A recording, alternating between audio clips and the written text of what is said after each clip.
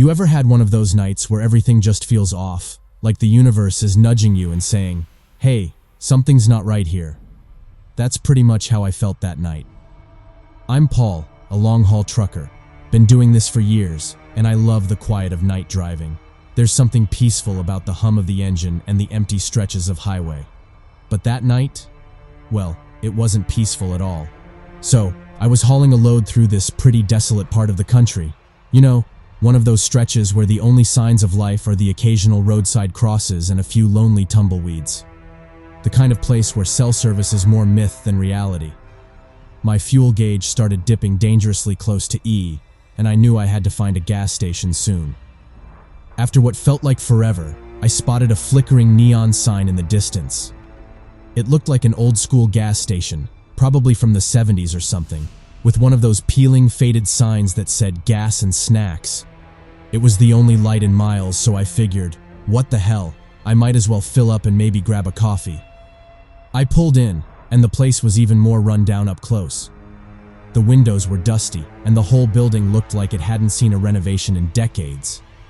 No one was around, which wasn't too surprising given the hour.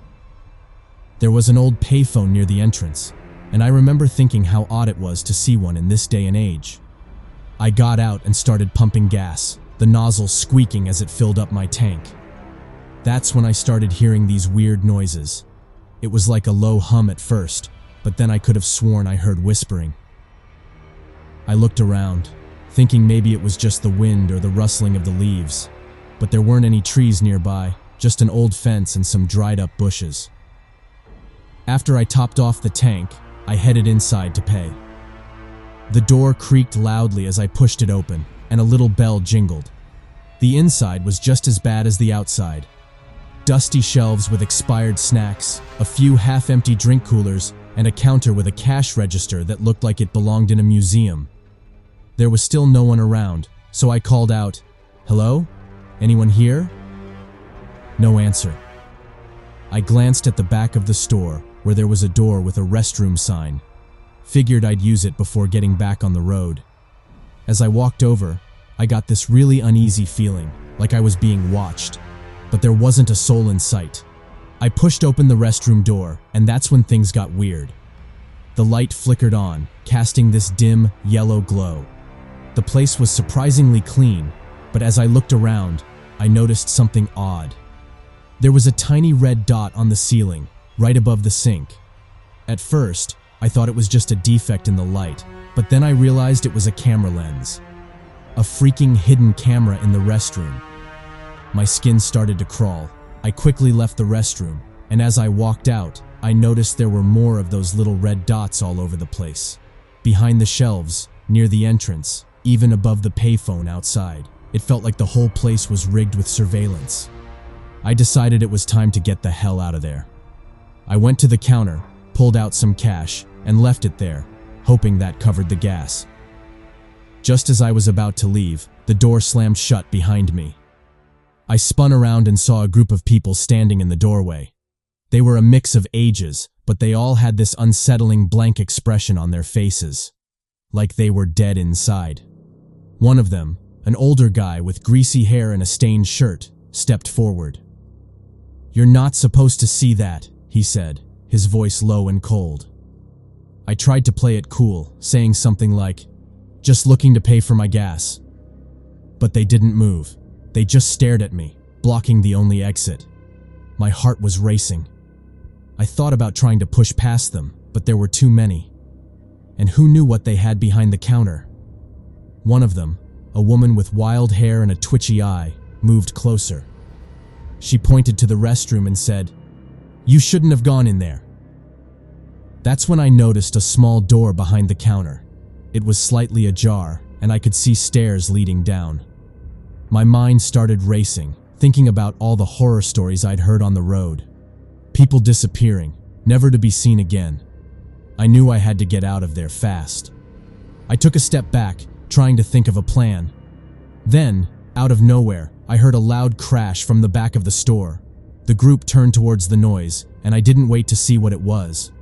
I bolted for the door, shoving past them with everything I had. One of them grabbed my arm, but I managed to break free and sprinted to my truck. I jumped in, locked the doors, and floored it. My tires screeched as I peeled out of there, gravel flying everywhere. As I sped down the highway, I glanced in the rearview mirror. The group was standing outside the gas station, just staring after me. Not running, not yelling, just staring. I drove for miles before I finally pulled over at a rest area. My hands were shaking and I was drenched in sweat. I sat there for a while, trying to calm down.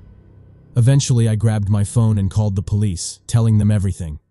They took my report and said they'd check it out. A few days later, I followed up with the police. They told me they'd found the gas station, but it was abandoned. No people, no cameras, nothing. Just an old, empty building.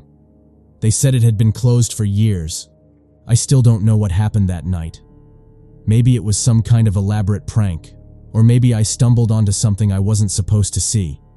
But whatever it was, it scared the hell out of me. I haven't driven that route since, and I make sure to always fuel up at well-lit, busy stations, because you never know what's out there, waiting in the dark.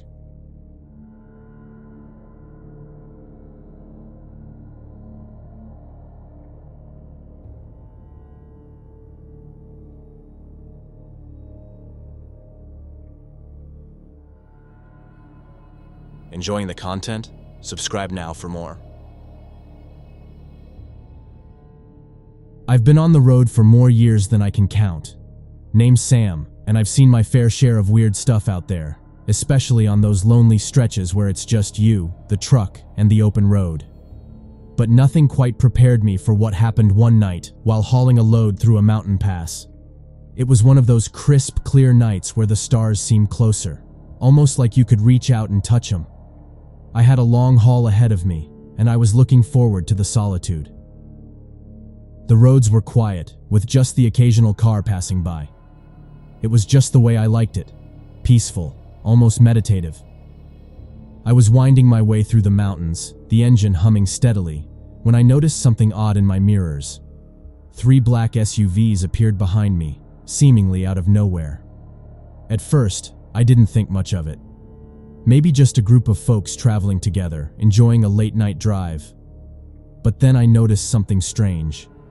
They didn't have any license plates, just plain black bumpers, and their headlights seemed almost too bright, like they were aftermarket or something.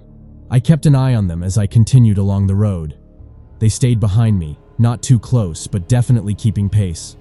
The mountain pass can be tricky, especially at night, with all its twists and turns, but these SUVs were handling it like pros. It started to feel a bit off. I mean, it's not unusual to see convoys, but something about these vehicles felt coordinated, deliberate. After a while, I realized they weren't just following me. They were matching my speed, my movements. I slowed down, they slowed down. I sped up, they did the same. It was like some kind of game, and I wasn't keen on being the main player. Then things got weirder. The lead SUV pulled up alongside me, just pacing me. I glanced over, trying to see who was driving, but the windows were tinted, practically blacked out. I couldn't make out a thing inside. It gave me the creeps, like I was being watched by faceless shadows. The other 2 SUVs flanked me, one behind and one on the other side. They were boxing me in, and that's when the panic started to set in. I tried not to let it show, but my hands were gripping the wheel tighter than they should have been. I slowed down again, hoping they might just pass and leave me be, but they didn't. Instead, they matched my speed, closing the gap just enough to make it clear they weren't going anywhere. I started thinking about all the stories I'd heard from other truckers. You hear about hijackings, people getting robbed on the road. But this felt different. It felt orchestrated, like they had a plan and I was right in the middle of it. I decided I wasn't going to stick around to find out what that plan was. My heart was racing, but I kept my cool and started planning my escape. I remembered a turnout a few miles ahead, one of those narrow dirt roads leading off the main highway, often used by locals and hunters. It was risky, especially with a full load, but I figured it was my best shot. As we approached the turnout, I took a deep breath and made my move. I signaled like I was going to pull over, hoping they'd think I was complying. Just as I reached the turnout, I jerked the wheel hard, cutting onto the dirt road. The truck swerved, tires skidding on the loose gravel, but I managed to keep it under control. The SUVs reacted immediately. The one behind me tried to follow, but I guess they weren't expecting the sudden turn. They overshot the entrance, skidding on the gravel before correcting course. The others slowed down, but I didn't wait to see what they'd do next. I floored it, the truck bouncing on the uneven road, dust kicking up behind me. I glanced in my mirrors, heart pounding in my chest. The SUVs were still there, struggling to keep up on the rough terrain. I pushed the truck harder, navigating the twists and turns as best as I could. After a few minutes, I noticed they were falling behind. The narrow, bumpy road wasn't ideal for their sleek vehicles. Eventually, the headlights disappeared from my mirrors, swallowed by the night. I kept driving for a while longer, just to be sure. When I finally felt safe enough to stop, I pulled over and killed the engine. My hands were shaking and I took a moment to catch my breath. The only sound was the cooling engine ticking and the distant chirping of crickets. I didn't stay there long. Once I calmed down a bit, I turned around and headed back to the main highway, keeping an eye out for any sign of the SUVs. They were gone, just as mysteriously as they'd appeared. The rest of the drive was uneventful, but I couldn't shake the feeling of being watched. Even now, thinking back on it gives me the chills. I shared the story with a few other truckers at a rest stop a few days later, and to my surprise, a couple of them had similar experiences. They'd seen the same convoy of black SUVs, no plates, all tinted windows, and they'd been tailed through the same mountain pass. Some even said they'd been chased or boxed in just like me. It became this weird sort of legend among us. A tale of the mysterious convoy that seemed to target truckers on lonely mountain roads. We speculated about who they might be: government spooks, some kind of secretive organization, or maybe even a criminal gang. But no one had any real answers, just a bunch of stories and a whole lot of questions. These days, I avoid that route if I can. And if I do have to take it, I make sure I'm well fueled and try to pass through during daylight hours. You never know what's out there, lurking in the dark, waiting for the perfect moment to strike.